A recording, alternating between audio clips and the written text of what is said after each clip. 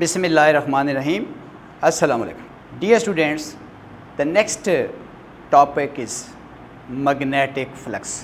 अब बच्चों इस टॉपिक में हम ये पढ़ेंगे कि मैग्नेटिक फ्लक्स क्या है, फिज़िकली मीनिंग क्या है, मैथमेटिकली मैग्नेटिक फ्लक्स को किस तरह से लिखते हैं, मैग्नेटिक फ्लक्स किस किस फैक्टर पे डिपेंड करता है, और सिस्टम इंटरनेशनल में मैग्नेटिक फ्लक्स की यूनिट क्या है। अब बच्चों यूनिट 11 में आपने इलेक्ट्रिक फ्लक्स पढ़ा है। अब electric flux number of electric field lines passing through certain surface या पासिंग थ्रू सर्टन एरिया को बोलते हैं।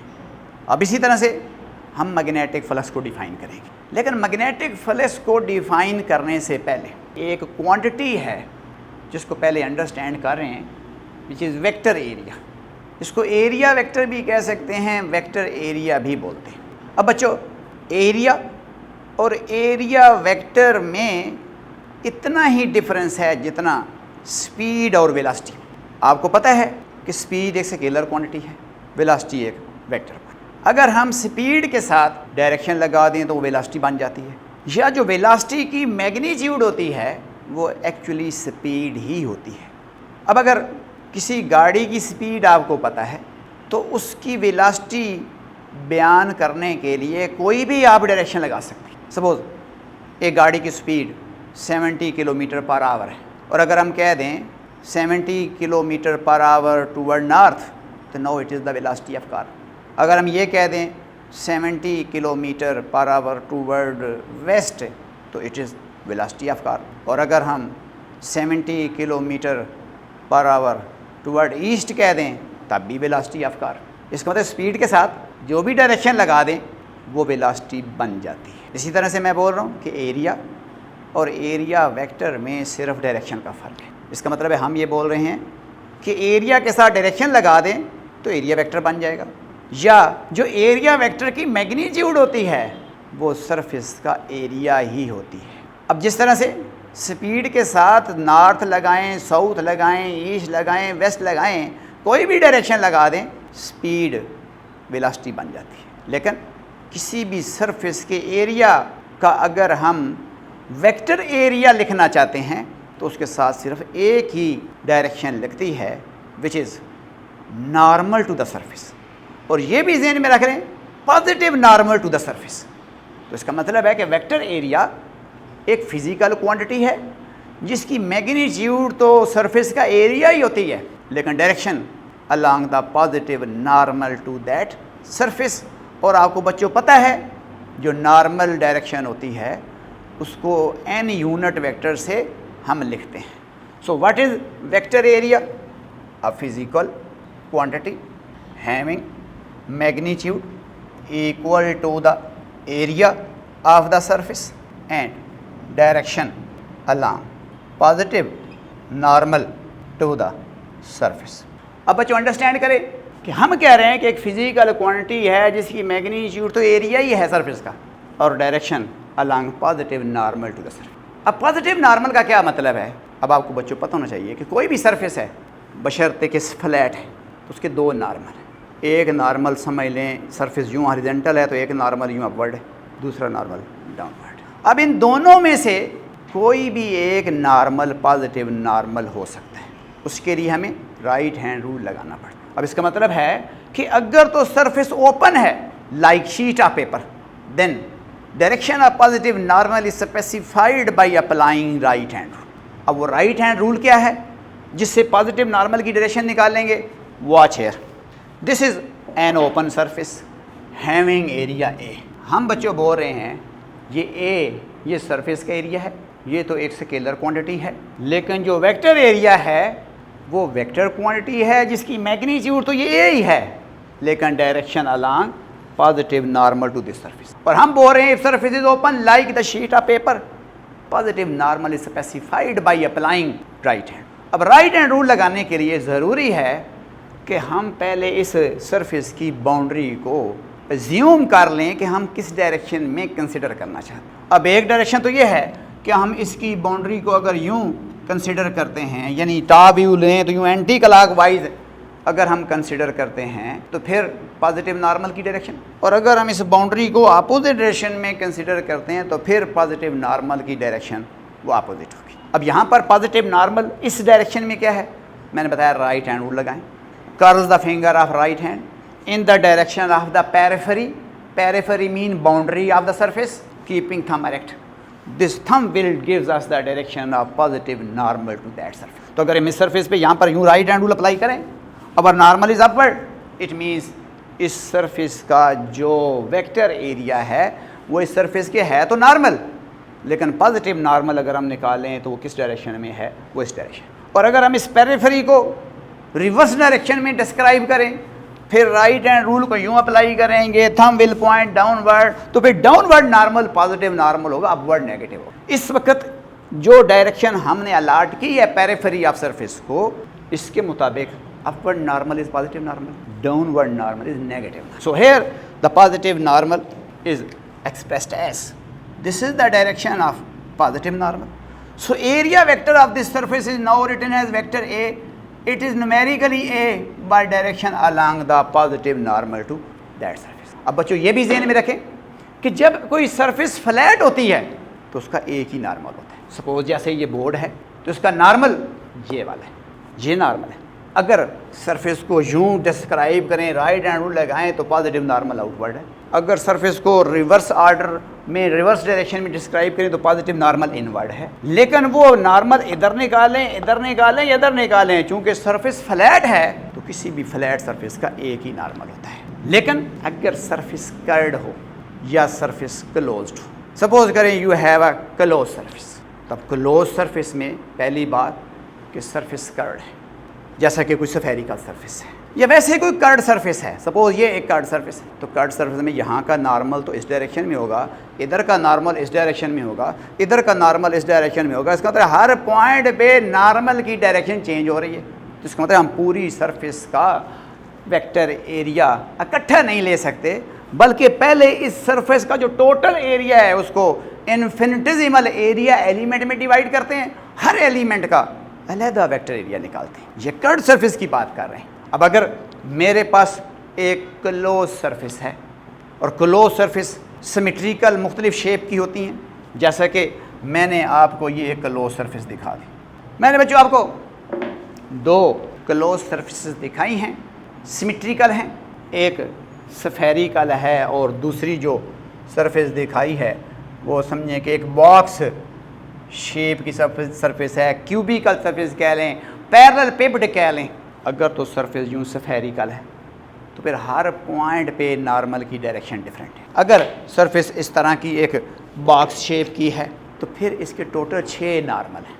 फिर हमें हर पॉइंट का नॉर्मल लेने की ज़रूरत है। इस फेस का पूरे के पूरे का एक ही नॉर्मल है जो इस डायरेक्शन में है, इस साइड का नॉर्मल इस डायरेक्शन में है, इस साइड का नॉर्मल इस डायरेक्शन में है, इस साइड का नॉर्मल नीचे है और सामने वाली साइड का नॉर्मल टुवर्ड्स यू है। इसी तरह से अगर ये सिलेंड्रिकल सरफेस है तो ये एंड तो फ्लैट है, ये एंड भी फ्लैट है, तो इधर के नॉर्मल तो यूँ आउटवर्ड हैं, लेकिन कर्व्ड सरफेस के नॉर्मल हर पॉइंट पे डिफरेंट डायरेक्शन में ओरिएंटेड हैं। लेकिन ये ज़हन में रख लें कि जब क्लोज सरफेस होती है तो पॉजिटिव नॉर्मल आउटवर्ड नॉर्मल को कहते हैं। अब अगर मैं यहाँ पर एक छोटा सा एरिया लूँ जिसका नाम मैंने रख दिया है डेल्टा ए, तो अब इसका नॉर्मल अगर लिया जाए स्फेरिकल सरफेस में तो वो रेडियली आउटवर्ड भी हो सकता है, रेडियली इनवर्ड भी हो सकता है। जो रेडियली आउटवर्ड है वो पॉजिटिव नॉर्मल है, जो रेडियली इनवर्ड है वो नेगेटिव नॉर्मल है। यहाँ पर राइट हैंड रूल लगाने की ज़रूरत नहीं है। तो कर्व्ड सरफेस में पहली बात पूरी सरफेस का वेक्टर एरिया एक डायरेक्शन में नहीं होता, हमें सरफेस के वेरी स्मॉल एरिया एलिमेंट्स बनाने पड़ते हैं और इतने छोटे बनाने पड़ते हैं कि हर एरिया एलिमेंट फ्लैट बिहेव करे। इट मीन्स हमें लार्ज नंबर ऑफ पैचेस बनाने पड़ते हैं, हर पैच का अलहदा वेक्टर एरिया निकाला जाता है। तो ये पॉजिटिव नॉर्मल की डायरेक्शन है। तो अगर इसका वेक्टर एरिया लिखा जाए, सिर्फ इसे एक पैच का वेक्टर एरिया लिखा जाए delta A, that is equal to numerically area of surface and direction along the positive normal to that surface. लेकिन अगर ये वाली सरफेस है तो आपको बताया इस पूरे फेस का नॉर्मल इधर है, इस नीचे वाले फेस का नॉर्मल डायरेक्टली इधर डाउनवर्ड है, इस का नॉर्मल क्या है वो सारा इस तरफ है। अपर सरफेस का या अपर फेस का नॉर्मल यूँ अपवर्ड है, अब 6 साइडें हैं, 6 नॉर्मल हैं, हर नॉर्मल दूसरे नॉर्मल के परपेंडिकुलर है क्योंकि हर फेस दूसरे फेस के परपेंडिकुलर है। तो it means vector area physical quantity having magnitude equal to area of surface and direction along the positive normal to the surface. If surface is open, positive normal is specified by applying right hand rule. If surface is closed, outward normal is taken as positive normal. Now, what is magnetic flux? Physically and mathematically. अब जब mathematically इसको explain करेंगे, we must need this quantity which is known as vector area. तो इसलिए बच्चों vector area को पहले अच्छी तरह से अंडरस्टैंड कर लेना है। ये सिर्फ सिंपल सा रूल ज़हन में रखना है कि जो एरिया होता है वो तो सरफेस को शो कर रहा होता है, लेकिन जो वेक्टर एरिया होता है वो सरफेस के नॉर्मल होता है। इसका मतलब क्या है कि अगर सरफेस हॉरिजॉन्टल है तो फिर नॉर्मल वर्टिकल हो, और अगर सरफेस वर्टिकल है तो नॉर्मल हॉरिजॉन्टल होगा। अगर आप इस चीज़ को अंडरस्टैंड कर लें कि सपोज ये मेरे पास सरफेस है, हॉरिजॉन्टल है, तो नॉर्मल वर्टिकल है, और जब सरफेस वर्टिकल होती है तो नॉर्मल ऑटोमेटिकली रोटेट करता है। सर्फ जितना एंगल सरफेस रोटेट करेगी इतना नॉर्मल रोटेट करेगा। और सपोज करें ये हॉरिजॉन्टल सरफेस है, नॉर्मल वर्टिकल है, तो अगर मैं सरफेस को 90 डिग्री घुमा के वर्टिकल करता हूँ, नॉर्मल वर्टिकल से 90 डिग्री घूम के हॉरिजॉन्टल डायरेक्शन में आ जाता है। तो ये ज़हन में रखना है कि एरिया वेक्टर हमेशा सरफेस के परपेंडिकुलर होता है। यानी मैं कह रहा हूँ कि सरफेस कहीं पे पैरेलल है तो वेक्टर एरिया परपेंडिकुलर है, और अगर सरफेस परपेंडिकुलर है किसी सिस्टम के अंदर तो जो वेक्टर एरिया है वो फिर पैरेलल है। तो इस चीज़ को अंडरस्टैंड करना है और डेफिनेशन को अंडरस्टैंड करें। सो मैग्नेटिक फ्लक्स फिज़िकली तो बच्चों उसी तरह से ही बयान करेंगे जैसे हम इलेक्ट्रिक फ्लक्स को डिफ़ाइन करते हैं, number of electric field lines. इसी तरीके से यहाँ पर भी डेफिनेशन तो वही रहेगी, number of magnetic field lines passing through a certain surface या area. Number of magnetic field lines passing through a certain surface या area element that is known as magnetic flux. जिस तरह से बच्चों इलेक्ट्रिक फ्लक्स को phi से show करते हैं, मैग्नेटिक फ्लक्स को भी फाई से शो करते हैं। अब आप उसके नीचे अगर कोई नोटेशन लगाना चाहते हैं तो वो नोटेशन आप लगा सकते हैं। It is denoted by simple phi भी लिख सकते हैं बच्चों, या फाई एम भी लिख सकते हैं, M for magnetic and phi for flux. So magnetic flux, या आप यूँ भी लिख सकते हैं फाई और इसके नीचे वेक्टर बी लिख दें विच रिप्रेजेंट्स द मैग्नेटिक फील्ड। तो फाई लिखें, फाई एम लिख दें, फाई के नीचे ये बी का लेटर लिख दें, तो it represents the magnetic flux. अब बच्चों मैग्नेटिक फ्लक्स को मैथमेटिकली कैसे डिफ़ाइन करेंगे? मैथमेटिकल। अब बच्चों मैग्नेटिक फ्लक्स दो चीज़ों का डॉट प्रोडक्ट है। दो चीज़ों मीन दो वेक्टरों का dot product. Dot product mean दो वेक्टरों का स्केलर प्रोडक्ट। वो दो वेक्टर क्या हैं?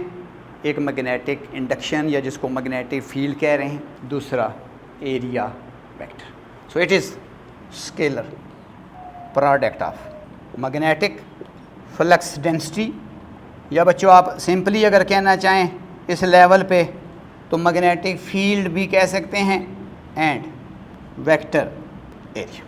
It is scalar product mean dot product of magnetic flux density and vector area. Magnetic flux density mean B vector, magnetic field vector, and area vector mean A vector. और mathematical expression अगर लिखें phi B equal to B dot A. Here B and A are not in general two vectors but specific vectors. B is the magnetic field vector which is also known as magnetic induction या magnetic flux density. A is the vector area which is described here in the reminder. So अगर हम scalar product को evaluate करें, it is B A cos theta, this is the magnetic flux जिसको phi लिख रहे हैं। B जो है मैंने इसका सबस्क्रिप्ट लगाया है ताकि आप अंडरस्टैंड करें, this is flux due to the magnetic field, so it is magnetic flux. Here theta is the angle between B vector and A vector. अब ये ध्यान में रखना है कि ये थीटा एंगल है, मैग्नेटिक फील्ड और vector area not simple area, क्योंकि एरिया तो स्केलर क्वांटिटी है, एंगल दो वेक्टरों के दरमियान है। तो ये जो थीटा है ये बी का मतलब है मैग्नेटिक फील्ड वेक्टर, ये ए का मतलब क्या है, ये एरिया वेक्टर या वेक्टर एरिया। तो ये थीटा इन दोनों वेक्टरों के बीच में एंगल। अब फ्लक्स मैक्सिमम कब होगा, फ्लक्स मिनिमम कब होगा, ज़रा बच्चों ये बहुत इंपॉर्टेंट है, इसको अंडरस्टैंड करना है। मैथमेटिकली देखें तो मैग्नेटिक फ्लक्स जब थीटा ज़ीरो होता है, इट मीन जब नॉर्मल और मैग्नेटिक फील्ड पैरेलल होते हैं। तो नॉर्मल और मैग्नेटिक फील्ड तब पैरेलल होंगे जब सरफेस फील्ड के परपेंडिकुलर होगी, तो थीटा ज़ीरो आएगा, cos 0 1 आएगा, फ्लक्स मैक्सिमम आएगा। मिनिमम फ्लक्स थीटा अगर हम 90 लगाएं, थीटा 90 का मतलब मैग्नेटिक फील्ड और एरिया वेक्टर परपेंडिकुलर होंगे, या दूसरे लफ्ज़ों में मैग्नेटिक फील्ड और जो सरफेस हैं वो आपस में पैरेलल होंगे, फ्लक्स मिनिमम होगा। अब बच्चों मैंने बताया magnetic flux number of magnetic field line passing through certain surface या सर्टन एरिया। अब बच्चों सपोज करें इस एक्सिस पे या सॉरी इस फेस पे नॉर्थ पोल है, उस फेस पे साउथ पोल है, तो मैग्नेटिक फील्ड लाइन नॉर्थ से साउथ जा रही हैं। अब अगर हम एक सरफेस को आगे यूँ हेल्ड कर दें, इट मीन्स इस मैग्नेटिक फील्ड के अंदर यूँ परपेंडिकुलर रख दें, तो इसमें से मैग्नेटिक फील्ड लाइन पास करेंगी, हम बोलेंगे फ्लक्स मैक्सिमम है। लेकिन अगर ये सरफेस थोड़ा सा यूँ घुमाना शुरू कर दें तो इसका मतलब क्या है कि इसकी ओरिएंटेशन बदल रही है। तो जब ये सरफेस इस ओरिएंटेशन पे आ जाएगी, मैग्नेटिक फील्ड के अलांग आ जाएगी, मैग्नेटिक फील्ड के पैरेलल आ जाएगी, तो फिर मैग्नेटिक फील्ड लाइन सरफेस में से पास नहीं करेंगी बल्कि इसके ऊपर से या नीचे से गुजर जाएंगी। हम बोलेंगे कि अब इसका फ्लक्स क्या हो गया है, वो ज़ीरो हो गया। इसका मतलब surface perpendicular to the field होती है, फ्लक्स मैक्सिमम होता है, surface parallel to the field होती है तो फ्लक्स ज़ीरो यानी मिनिमम होता है। लेकिन जब surface perpendicular to the field होती है उस वक्त ये जो एंगल है ये ज़ीरो होता है, क्योंकि एंगल मैग्नेटिक फील्ड और एरिया वेक्टर का है, सरफेस का नहीं है। अब इस चीज़ को डायग्राम में अंडरस्टैंड करेंगे कि मैक्सिमम मैग्नेटिक फ्लक्स कब होगा, मिनिमम मैग्नेटिक फ्लक्स कब होगा। Maximum magnetic flux, maximum magnetic flux when surface is held perpendicular to magnetic field. जब सरफेस को मैग्नेटिक फील्ड के परपेंडिकुलर रखते हैं, ज़रा इसको बच्चों वॉच करें जी students, watch here, magnetic field in this direction, surface is placed in this way, it means the surface is placed perpendicular to the magnetic field. But what is the direction of the vector area of this surface? अब बच्चों मैंने बताया है कि vector area की direction अगर हमने निकालनी है तो हमें पता है कि vector area normal to the surface होता है। तो इसका मतलब है कि जो वेक्टर एरिया की डायरेक्शन होगी वो तो फिर ये वाली होगी। अकॉर्डिंग टू अगर मैं रूल लगाऊं तो वेक्टर एरिया तो इस डायरेक्शन में होगा। इसका मतलब है कि जब सरफेस मैग्नेटिक फील्ड के परपेंडिकुलर होती है तो फिर ये मैग्नेटिक फील्ड वेक्टर और एरिया वेक्टर आपस में पैरेलल होते हैं, इनके बीच में एंगल ज़ीरो होता है, cos 0 1 होता है, मैग्नेटिक फ्लक्स की वैल्यू मैक्सिमम होती है। तो जब ये हम लिखते हैं कि when surface is held perpendicular to magnetic field, तो इसका मतलब है हम कह रहे हैं कि B and A vector are parallel. जब ये पैरेलल होंगे थीटा ज़ीरो पुट करेंगे और मैग्नेटिक फ्लक्स अगर हम कैलकुलेट करें phi B that is equal to B A cos 0 B A cos 0 1, so answer B A, it means magnetic flux is maximum. So mathematically magnetic flux is B dot A, which is the dot product of magnetic field vector and area vector.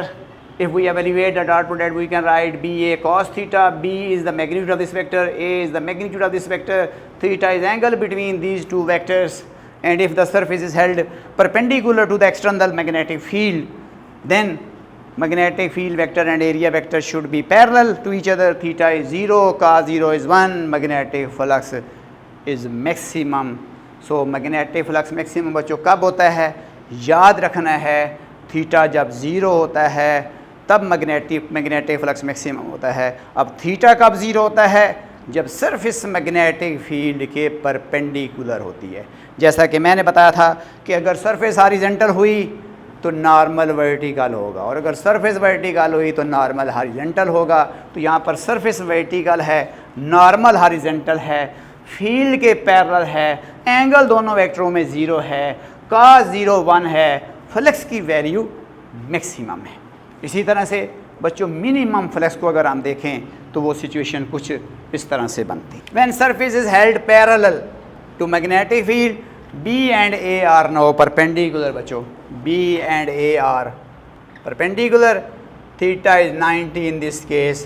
Diagram में अगर इस चीज़ को understand करें तो बच्चों ये diagram. Now here, now surface is horizontal, surface is parallel to the magnetic field, but normal to the surface is perpendicular to the external magnetic field, so B and A are perpendicular, theta is 90, cos 90 is 0, magnetic flux must be minimum and it would be 0। अगर हम यहाँ पर ये value put करें, no mathematically magnetic flux निकालें तो it is BA cos 90, you get BA cos 90 बच्चों 0 होता है, तो टोटल आंसर 0 हो जाएगा। अब 0 का मतलब क्या है, none of the magnetic field line is passing through the surface. लेकिन जो ही सरफेस को यूँ टिल्ट करेंगे या यूँ टिल्ट करेंगे, मीन जो ही ये एंगल 90 से लिटिल लेस होगा तो मैग्नेटिक फ्लक्स कंट्रीब्यूट होगा, और जब ये एंगल 0 हो जाएगा, जब हम इस सरफेस को 90 डिग्री घुमा के फील्ड के परपेंडिकुलर कर देंगे, मैग्नेटिक फील्ड और एरिया वेक्टर पैरेलल हो जाएंगे, थीटा 0 हो जाएगा, फ्लक्स मैक्सिमम हो जाएगा। इसका मतलब है 0 के एंगल पे फ्लक्स मैक्सिमम होता है, 90 के एंगल पे फ्लक्स 0 होता है, and at any other orientation the flux is in between the minimum and maximum value, which is written as BA cos theta। So whatever the value of theta, you get the corresponding value of the magnetic flux। अब बच्चों ये जो हमने expression drive किए हैं magnetic flux के लिए, ये दो कंडीशनों पे हैं। नंबर 1 कि surface is flat, number 2 magnetic field is uniform। But if surface is not flat या field is not uniform, then we calculate the flux by dividing the surface into small area elements, each of area delta A। First we calculate the magnetic flux through one element and then the other element, और total magnetic flux निकालना है तो तमाम area elements के flux 1 by 1 calculate करते हैं और फिर उनको सम अप करते हैं, पूरी सरफेस का मैग्नेटिक फ्लक्स हमारे पास आता है।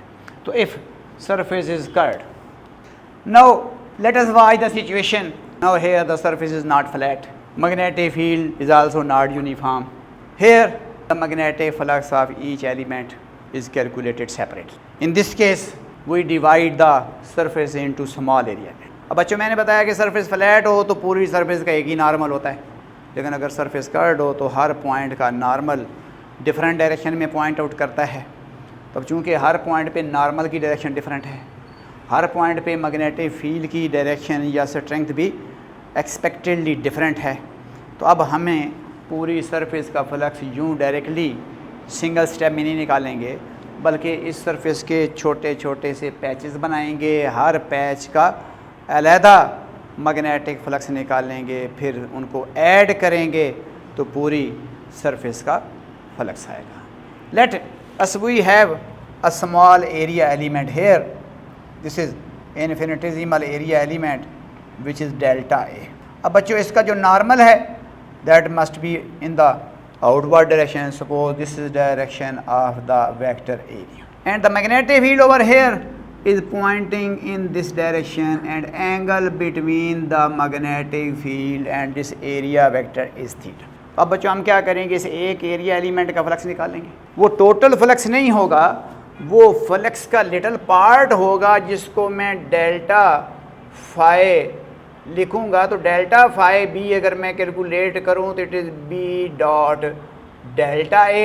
अगर हम इसको सॉल्व करें तो it is B delta A cos theta. अब बच्चों मैं कह रहा हूं कि जो थीटा की वैल्यू है वो अब एलिमेंट टू एलिमेंट चेंज हो रही होगी। अब ये जो फ्लक्स निकला है ये पूरी अभी सरफेस का फ्लक्स नहीं है, इस पूरी सरफेस का एरिया सपोज करें अगर ए था, अब उस ए एरिया को यहाँ पे यूज़ नहीं कर रहे, बल्कि हम उसका एक छोटा सा पार्ट लिया है जिसको एरिया एलिमेंट कह रहे हैं, और हमने इस छोटे से एरिया एलिमेंट में से जितनी मैग्नेटिक फील्ड लाइंस गुजर रही हैं हमने मैथमेटिकली सिर्फ मैग्नेटिक फ्लक्स एक एलिमेंट का निकाला है। इसी तरह से नेक्स्ट एलिमेंट का निकालेंगे, नेक्स्ट एलिमेंट का निकालेंगे, सो ऑन। तमाम एलिमेंट्स का फ्लक्स ऐड करेंगे। अब अगर टोटल फ्लक्स निकालना है 5b, तो हम कह रहे हैं कि हम तमाम एलिमेंट का फ्लक्स ऐड करेंगे या इसी तरह के एलिमेंट का जो फ्लक्स है वो निकाल कर हम सम अप कर लेंगे, यानी कि समेशन लेंगे। अब इस समेशन के अंदर बहुत सारे एलिमेंट हैं, सपोज n एलिमेंट हैं, तो n एलिमेंट का मतलब क्या है कि i जो है यानी जो एलिमेंट का नंबर है वो 1 से ले के कहाँ तक है, वो n तक है। तो this is the magnetic flux whenever the surface is not flat, whenever the surface is curved, या whenever the magnetic field is not uniform. So if you have flat surface, you can calculate the flux directly by the expression B dot A, and if the surface is curved, then you calculate the flux through small area element and then apply summation over all the area elements to get the total magnetic flux through the curved surface. जी बच्चों, magnetic flux की unit देखते हैं system international में क्या है। SI unit of magnetic flux. अब बच्चों हमें पता है कि जो मैग्नेटिक फ्लक्स है that is equal to BA cos theta. अब बच्चों आप जानते हैं थीटा ये तो डायमेंशन लेस है, तो हम मैग्नेटिक फ्लक्स की यूनिट B की यूनिट और A की यूनिट से एवेल्यूएट करेंगे। B हम पढ़ कर आए हैं इससे पिछले टॉपिक में कि B की यूनिट टेस्ला है, एरिया की यूनिट मीटर स्क्वायर है। तो system international unit of magnetic flux is tesla into metre square which is known as weber, named as capital W और साथ B स्मॉल। जब सिम्बॉलिकली लिखेंगे साइंटिस्ट का नेम है। Full name of unit is always written with the small letters, but in symbolic form since the symbol consist of 2 letters, first letter must be capital, the other one is small. Weber is the unit of magnetic flux in system international. So weber equal to tesla into metres. अब बच्चों हमने पीछे भी पढ़ा है कि जो tesla है दैट इज़ न्यूटन पर एम्पेयर पर मीटर इनटू मीटर स्क्वायर। यानी अगर हम टेस्ला की जगह पे न्यूटन पर एम्पेयर पर मीटर लगा दें इनटू ये मीटर स्क्वायर लगा दें तो ये मीटर और ये मीटर का स्क्वायर कैंसिल हो जाएगा। तो हम टेस्ला इंटू मीटर स्क्वायर को न्यूटन मीटर पर एम्पेयर लिखना चाहें तो फिर भी लिख सकते। तो in system international the unit of magnetic flux is tesla metre square which is named as Weber, and Weber is alternatively written as Newton meter per ampere. So this is the unit of magnetic flux in system international. Now magnetic flux density, magnetic flux density. अब बच्चों magnetic flux density simple definition है। वैसे आप बच्चों कई तरह की densities पढ़ के आए हैं, चार्ज डेंसिटीज़ पढ़ी हैं, मास डेंसिटीज़ पढ़ी हैं। तो डेंसिटी किसी भी क्वांटिटी की जब निकालते हैं तो उस क्वांटिटी को जो इन्वॉल्व्ड डायमेंशंस हैं उससे डिवाइड करते हैं। Suppose linear charge density, charge की लेंथ है तो चार्ज की अमाउंट को लेंथ से डिवाइड करेंगे। सरफेस चार्ज डेंसिटी, चार्ज की सरफेस है, चार्ज की शीट है, चार्ज की प्लेन है, तो टोटल चार्ज को एरिया से डिवाइड करते हैं। इसी तरह से यहाँ पर डेंसिटी मैग्नेटिक फ्लक्स की। अब what is magnetic flux? Number of magnetic field line passing through certain area that is known as magnetic flux. तो अगर हम मैग्नेटिक फ्लक्स की डेंसिटी निकालनी है तो दूसरे लफ्ज़ में मैग्नेटिक फ्लक्स को उसी एरिया से डिवाइड करना है जिस एरिया का फ्लक्स हमने कैलकुलेट किया है। लेकिन किस कंडीशन पे? साथ कंडीशन है कि मैग्नेटिक फ्लक्स पर यूनिट एरिया, साथ कंडीशन क्या है? Held perpendicular to magnetic field. ये नहीं कि सरफेस पे कुछ जैसे मर्जी रखें, यहाँ पर डेफिनेशन का इंटीग्रल पार्ट है। Magnetic flux density is magnetic flux पर unit area held perpendicular to magnetic field. या दूसरे लफ्ज़ों में magnetic flux density is actually maximum value of magnetic flux पर यूनिट एरिया। तो दो तरह से डिफाइन कर सकते हैं इसको, मैग्नेटिक फ्लक्स पर unit area placed perpendicular to magnetic field. अब जब किसी भी एरिया को मैग्नेटिक फील्ड के परपेंडिकुलर रखते हैं तो उस वक्त मैग्नेटिक फ्लक्स मैक्सिमम होता है। अगर आप ये अल्फाज नहीं बताना चाहते कि कैसे रखना है तो फिर आप इसको यूँ डिफाइन करेंगे, मैक्सिमम मैग्नेटिक फ्लक्स पर यूनिट एरिया। अब बच्चों यहाँ पर held perpendicular to magnetic field लिखना ज़रूरी नहीं है, क्योंकि मैक्सिमम मैग्नेटिक फ्लक्स होता ही इसी कंडीशन पे। तो चाहे तो मैग्नेटिक फ्लक्स लिखें, पर यूनिट एरिया लिखें, और कंडीशन के एरिया मैग्नेटिक फील्ड के परपेंडिकुलर है, या मैग्नेटिक फील्ड और एरिया वेक्टर आपस में बच्चों पैरेलल हैं। जब एरिया फील्ड के परपेंडिकुलर होगा तो मैग्नेटिक फील्ड और एरिया वेक्टर आपस में पैरेलल होंगे। तो ये बात ज़हन में रखनी है कि डेफिनेशन क्या है। अगर मैं इसको डायाग्राम में डिस्क्राइब करूं तो कुछ यूँ डिस्क्राइब करेंगे कि सपोज ये मैग्नेटिक फील्ड लाइंस हैं, या मैग्नेटिक फील्ड है, सरफेस हमने हेल्ड कर दी है, इस मैग्नेटिक फील्ड के परपेंडिकुलर हेल्ड कर दी है, सरफेस का एरिया ए है। अब मैग्नेटिक फ्लक्स में जो कंट्रीब्यूशन है बच्चों वो हम जानते हैं कि वो मैक्सिमम है, और रीज़न क्या है, क्योंकि जो मैग्नेटिक फील्ड है और ये जो एरिया वेक्टर है ये दोनों आपस में पैरेलल हैं। तो या तो मैग्नेटिक फ्लक्स को एरिया से डिवाइड करें और बाद में कह दें कि मैग्नेटिक फ्लक्स जो कैलकुलेट किया गया है वो बी और ए पैरेलल कंडीशन पे कैलकुलेट किया गया है, या पहले ही बता दें कि मैक्सिमम मैग्नेटिक फ्लक्स को एरिया से डिवाइड करें, हमारे पास मैग्नेटिक फ्लक्स डेंसिटी आती है। So magnetic flux density that is equal to, मैंने लिख दिया है maximum magnetic flux divided by area. Maximum magnetic flux B A, area फिर ए, तो ए और ए बच्चों कैंसिल, तो आपके पास आ गया बी।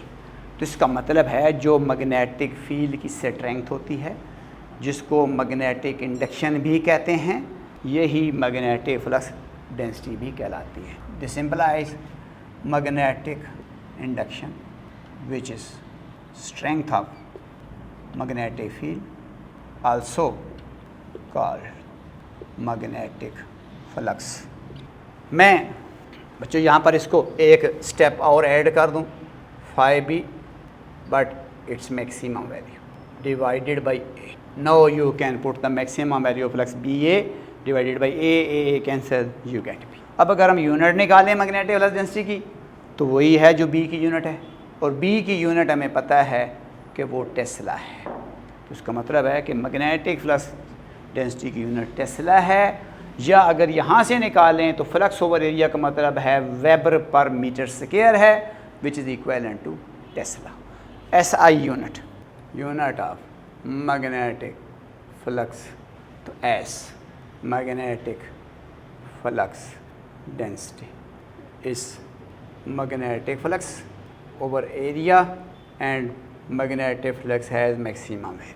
यूनिट कैलकुलेट करें, मैग्नेटिक फ्लक्स का यूनिट बच्चों बताया है वेबर है, एरिया का यूनिट मीटर स्क्वायर है, तो इट मीन्स वेबर पर मीटर स्क्वायर ये मैग्नेटिक फ्लक्स डेंसिटी की यूनिट है, विच इज़ आल्सो कॉल्ड।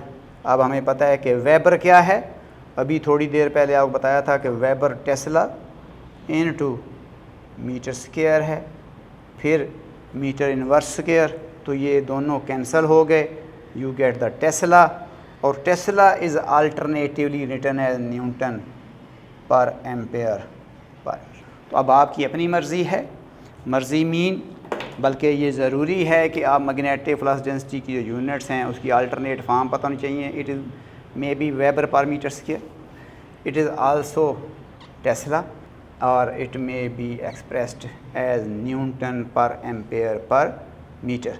ये भी SI यूनिट है मैग्नेटिक फ्लक्स डेंसिटी की, ये भी यूनिट है मैग्नेटिक फ्लक्स डेंसिटी की, ये भी SI ही यूनिट है मैग्नेटिक फ्लक्स डेंसिटी।